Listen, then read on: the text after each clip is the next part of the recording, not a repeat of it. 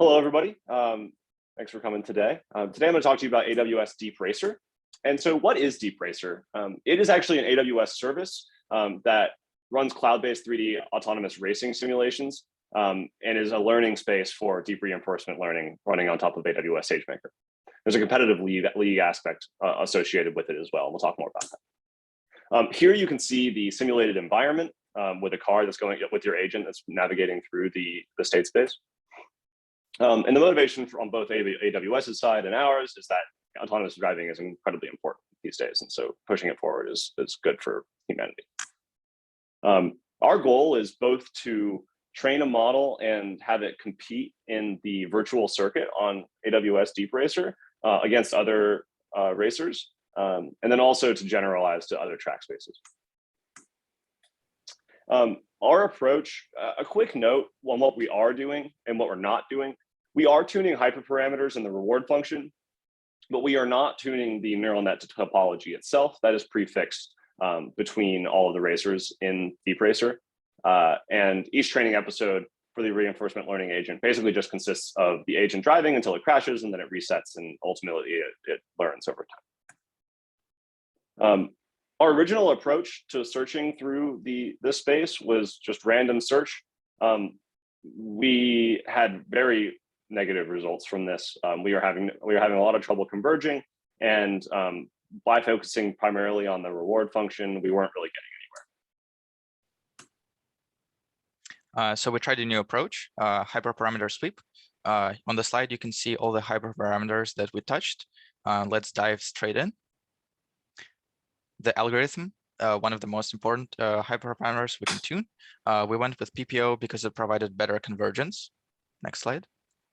For the action space, we went with continuous. It seemed to have been more forgiving to bad crafting. So we went with continuous. Min-max speed, we tested a few possible options, and having both pretty high seemed the best. So we went with that. For the reward function, it took us a few iterations. The important part here is that taking steps into account, namely how many steps it took for the agent to complete the race, is very important. The fewer the steps, the better. Next slide. Learning rate. We did a sweep over this and went with the highest one first. We will come back to why this was a bad idea. Next slide. Discount factor.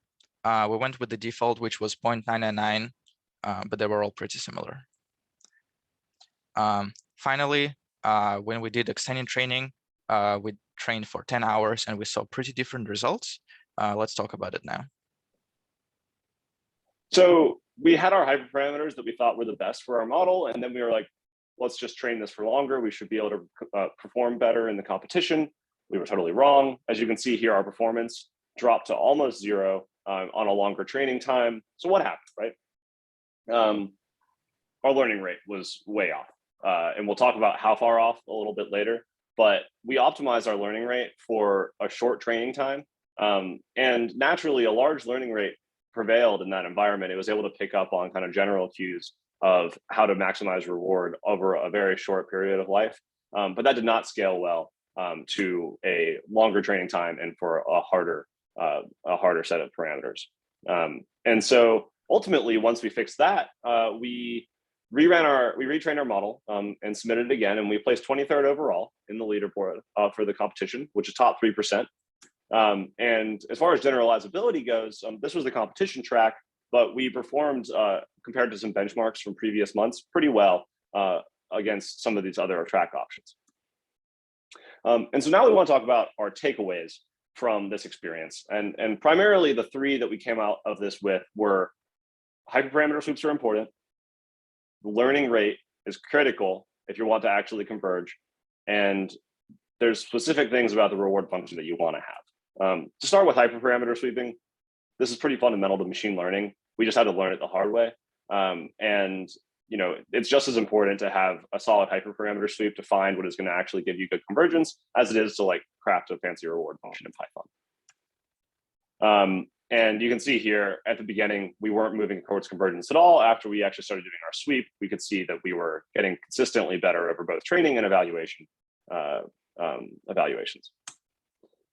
The next thing is learning rate. And we were optimizing, as we mentioned before, the learning rate for the short term, which you see on the left here, which looked really good. But once we actually started running that for a longer period of training, we started getting the performance you see on the right, which is, of course, much less good. Learning quickly does not necessarily mean learning well. And because we took the approach that we did, we were 2 orders of magnitude off with our learning rate, which totally killed our model performance in the long run. Finally, I want to talk about the reward function. And there's a lot here, but the 2 things that we wanted to take away in general was that complex function is not always better, and rewarding immediate behavior like going fast can backfire on you, and you end up just trying to go off the track all the time instead of actually get to the end of the race. Finally, when we actually started shaping our reward function to have more of an exponential curve like you see here, giving a higher gradient in critical regions, we had much better performance. And that's it. Thank you guys so much for coming today, and thanks for watching my presentation.